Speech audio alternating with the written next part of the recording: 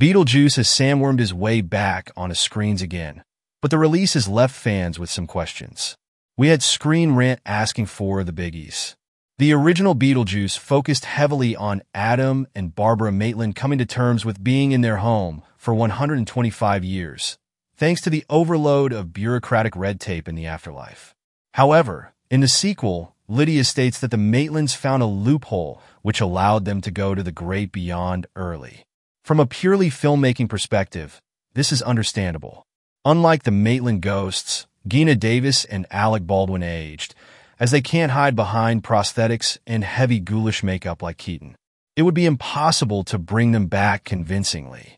But that doesn't answer the question for the story. What is the loophole? How did Adam discover it? Is it in the handbook for the recently deceased? Have others utilized it? Remember Otho's theory from the first Beetlejuice movie? He wittingly stumbled on the truth that people who take their own lives become the civil servants of the afterlife. Although this isn't officially confirmed, it is heavily implied throughout the first movie.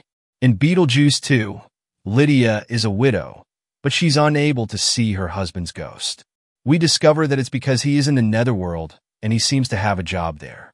This creates a huge question. Can anyone work in the netherworld now?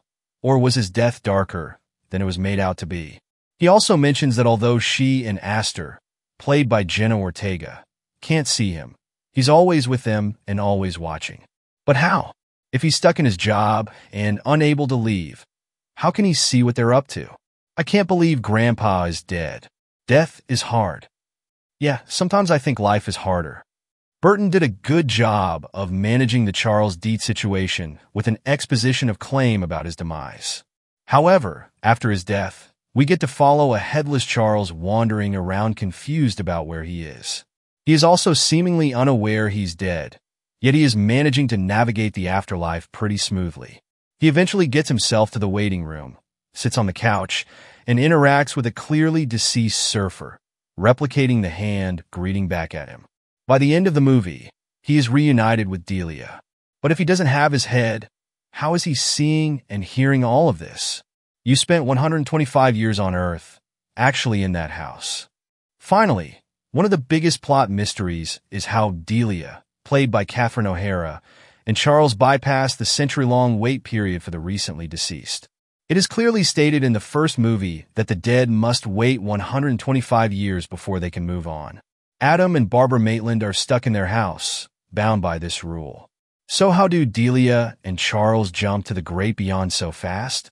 Was it due to Delia's assistance in saving Lydia and her daughter? Has the mass of paperwork somehow diminished with a post-living project management system? Who knows? These lingering questions have us pondering how the afterlife really works in this universe. What do you think? Thank you for watching.